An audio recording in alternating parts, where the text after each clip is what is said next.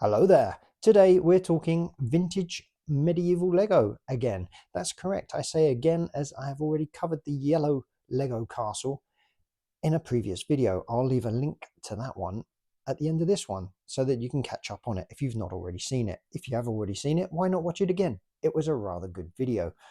Now, this is the Black Falcons Fortress from 1986 and it is an original set from my childhood. But I have been rather busy building Lego over the last few days. Not only have I built this one up to display and film for your viewing pleasure, but I have also found another vintage Lego castle set, which I found in a abandoned sack of Lego at my mother-in-law's house. So to find out what that's all about, make sure you stick around for the second half of this video. So now, having said all that, let's get into it.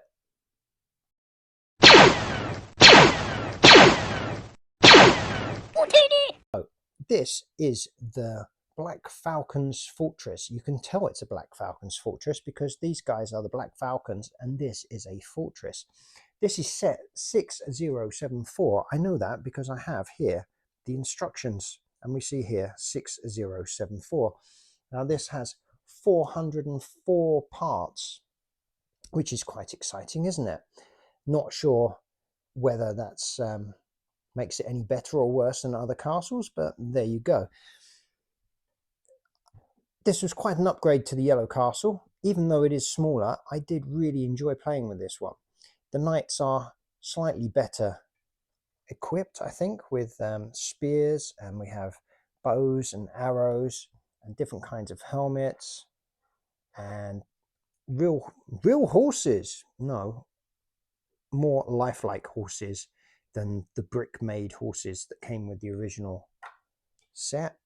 And we have also the feared Black Knight. The Black Knight is coming! And as we all know, the Black Knight always triumphs! Although this one has got some battle damage on his chest plate. 'Tis but a scratch. So, that's the figures. Let's actually open up the castle because this does have a feature where you can open it up like this and we can have a look inside. Yes, it is pretty basic to today's standards with no dungeons, no throne rooms, but back in the day we'd never had anything like this, so this was really cool. And having it opened up like this, you could turn it around and you've got a nice city wall almost, and you can then place another castle on the inside. Now with this set, it has this piece here, and this piece was only ever used in this set. I'm reliably informed by YouTube, and now I'm reliably informing you on YouTube that this part only ever came with this set. If you know any different, let me know in the comments. As I said, I really enjoyed this set when I was a kid. I used to play for hours with this, and I did have some other knight sets. I think I had the catapult, and I had a few wagons and a few little things. But for me, it was mainly this castle.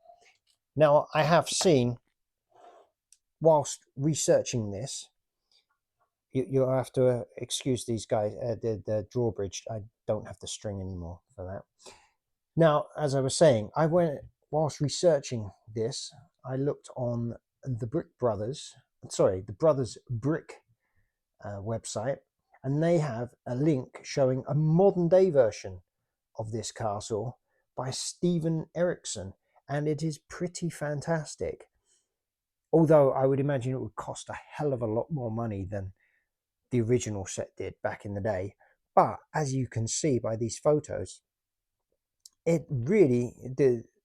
Erickson has really not only just captured the feel of the original, but made it quite exciting, I guess, compared to what the original was. So there you go, and that is the Black Falcons Fortress. But wait, I do have more for this video. The other day I was at my mother-in-law's, and she had a big bag of Lego that was left over from my brother-in-law, and I went through that bag of Lego and I found this post office. But I also found this, the King's Mountain Fortress, set number 6081 from 1990. Now, I never had this as a kid, so I have absolutely no memories, obviously, of playing with it. And I managed to build this by finding the instructions online. But unfortunately, I could not find all the pieces that we needed to build it. That's why this is red instead of black. And a lot of black bits on here should be grey. But there you go. It is what it is. And it's a pretty cool little, well, fortress. I was going to say castle, but it's not really a full castle. And it's kind of strange that they call it the King's Mountain Fortress when there wasn't actually a king figure. It does come with a knight. Unfortunately, I do not have his helmet and all his stuff, so I kind of gave him this medieval hairdo that I found. Pretty cool horse with a very regal cover on the horse. Is a little bit better than what the Black Falcons had. Kind of boring horses. Who are you calling boring? And yeah, I think it's pretty cool. We do get a queen figure, a queen or maiden. Hello, I'm the maiden. And so that's nice, isn't it? We also get a pretty cool crossbow weapon thing up in the turrets, which is nice and inventive, I guess. Now, as I say, I am missing a few of the figures, and one of the figures that I'm missing is a ghost. There should be a ghost, and he kind of goes in here if you look at the pictures from the bygone eras. So this is a feature, which is a bit of a bizarre feature, but I guess it's a feature. And I'm guessing because these blocks are backwards, you could build extra bits onto it. And the base plate is pretty cool, the mountain itself. Unfortunately, this one's been damaged. My brother-in-law, by the looks of it, has tried sticking things to it. If we tip it up like this, you can see the ramp has been damaged on the inside. But I do quite like the way that it's got a pebble design on it, and yeah, I guess it looks like you're in a mountain. Now, we can quickly open the drawbridge like this, and we open the doors and get a nice view inside. So now our knight can go in. Oh, I don't fit. Come on, get in there. Don't forget that.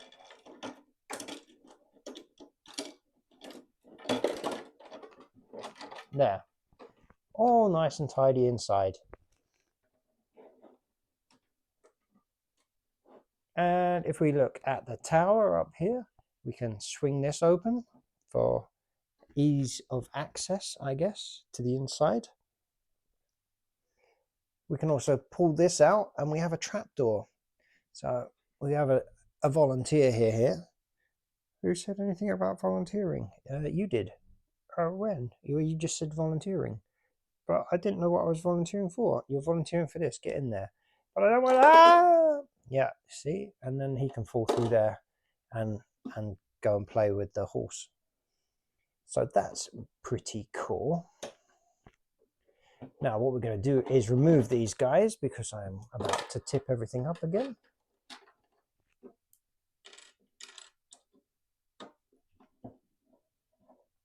Turn it around this way. Pretty cool bendy tree.